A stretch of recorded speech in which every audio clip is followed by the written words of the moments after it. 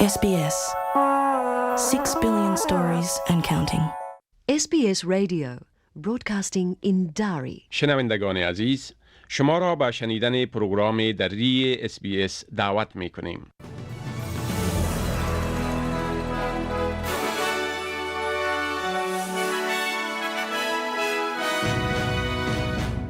با عرض سلام و تمنیات نیک می پردازیم به نشر پروگرام ای هفته دری SBS.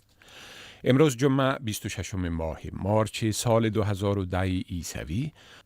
ما صاحب شکیب با همکاری فضیلت تصمیم پروگرام امروز پیشکش می کنیم. مصاحبه با آقای همایون عاطفی، یک نقاش و خطاط افغان، و آهنگ با آواز احمد ظاهر پیشکش خواهد شد.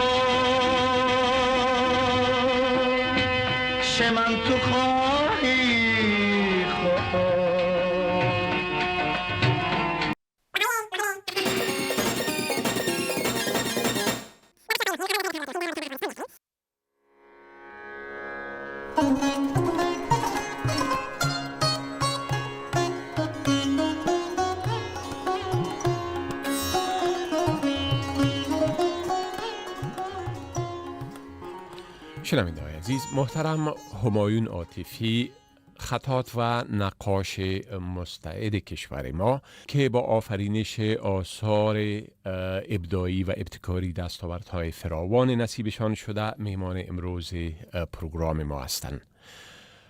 آقای عاطفی در جرمنی زندگی میکنن و اینک برای دیدار از اعضای خانواده و دوستا به استرالیا تشریف آوردن و ما با استفاده از این فرصت از ایشان دعوت کردیم که درباره کارهای هنری و دستاوردهایشان صحبت بکنن.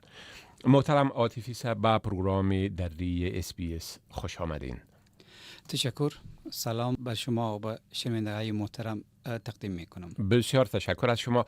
خب لطفاً اولتر از همه اگر درباره سبک نقاشیتان صحبت بکنین، تا جایی که من خبر دارم شما بر علاوه نمایشات و کارهای دیگر در بخش نقاشی در سینما هم در بخش گرافیک آرتس کار کردین. اگر لطفاً در این رابطه معلومات بدین. بله، از متن سوال شما تقریبا 3 نقطه برای ما واضح شد که شما درباره خط و درباره نقاشی و هم درباره سینما سوال کردین. ما میخوایم درباره سینما بگوییم که سینما در مجموع یک کار بسیار خرد از جمع کارهای ما را در بر میگیره. بله. به این مفهوم که ما صرف 3 فیلم هنوز با یک دایرکتر افغانی جور کردیم. بله. و در اونجا وظیفه آرت دایرکتر را داشتم، ولی این کار اصلی من نیست. کار اصلی من نقاشی و خط است. بسیار خوب. خب آله، اگر لطفاً درباره سبکتان صحبت بکنین. سبک ما سبک ابسترکت است. بله. که ابسترکت میتونه آدم به چند نوع تعبیر و تحلیل بکنه. ما این سبک تقریبا از 20 سال به این طرف با وجود آوردیم که از 2 بخش بسیار کلان و مهم نقاشی با وجود آمده. یکیش عمق خط است و دیگه هم نقاشی است. ما خط با نقاشی یک جای کردیم که یک زبان ابسترکت مفهوم میده. بله، بسیار خوب.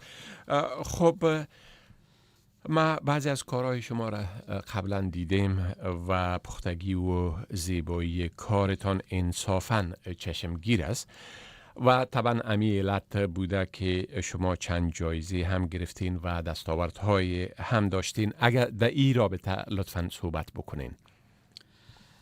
درباره جوایزتان. بله. چند جایزه که گرفتین. بله. ما در وقتی که ما محصل بودم در کابل 1989 جایزه اولی اطلاعات و کلتور گرفتیم و او وقت به هنرهای زیبا محصل بودین. بله ما در سمستر اول محصل بودم که ما این جایزه اول در افغانستان گرفتم. بله. و یک سال بعدش 1990 دوباره از طرف وزارت اطلاعات و کلتور جایزه اول گرفتم و متبقی هم در اونجا 1991 جایزه اولی حکیمی ناصر خسرو بلخی را برای ما دادن. بله. در بخش خط. درست. بله. خب شما در آلمان هم کارایی کردین، نمایشات داشتین، نمایشگاه‌هایی برپا کردین. اگه در این رابطه صحبت بکنین، در اونجا هم دستاوردهایی داشتین تا جایی که من میفهمم. بله؟ بله ما وقتی که 1995 به آلمان آمدم تا به حال زیاد نمایش دادیم در هر شهر تقریبا. ما در آلمان نمایش دادیم، نمایش تنها از آثار خود اونجا برگزار کردیم و امرای دیگه هنرمندای آلمانی و بین المللی ما آثار خود به نمایش گذاشتیم. بله. در اونجا هم جوایز گرفتین. بله؟ بله ما در آلمان در سال 1997 در قصر موغ سپورت که بعد از او ما باید نمایش میدادم. بله.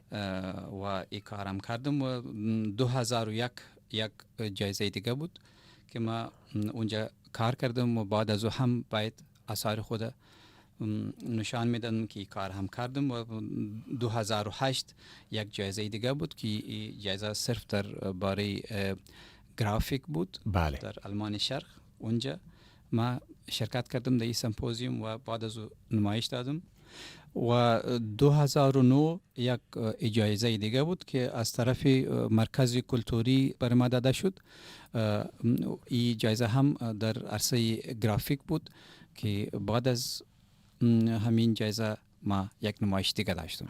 بسیار خوب. اما دیگه مصروفیتتان همیشه نقاشی و خطاطی است. ما صرف نقاشی میکنم و نمایشات خود پلان میکنم. بسیار خوب. بله. مصروفی. خب شما یک وبسایت هم دارین که اگه علاقمندا خواسته باشن، بله، آثارتان هم در اونجا به نمایش گذاشتین. بله؟ بله. ما یک صفحه دارم که ادرسش www.atifi.de است. بله. عطیفی طبعا به دبل ای نوشته میشه. خب یعنی www.atifi که double A T I F I بله. و .de که برای دویچلند. بله بله برای دویچلند است. خب یک بار دیگه تکرار میکنم www.atifi.de. بسیار تشکر از این لطفتان. براتان موفقیت های زیادتر میخوایم. تشکر از شما.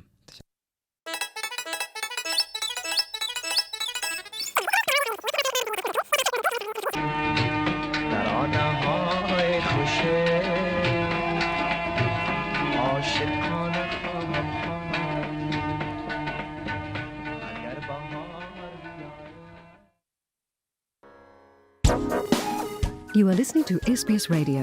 This program is also being broadcast on digital radio. If you missed any part of this program or would like to listen again, you can. All of SBS Radio programs are rebroadcast on digital radio 2 hours after the original broadcast and on our website. SBS Radio brings you the latest in news, sports, community information and music from around the world in your language. For more information, visit sbs.com.au/radio.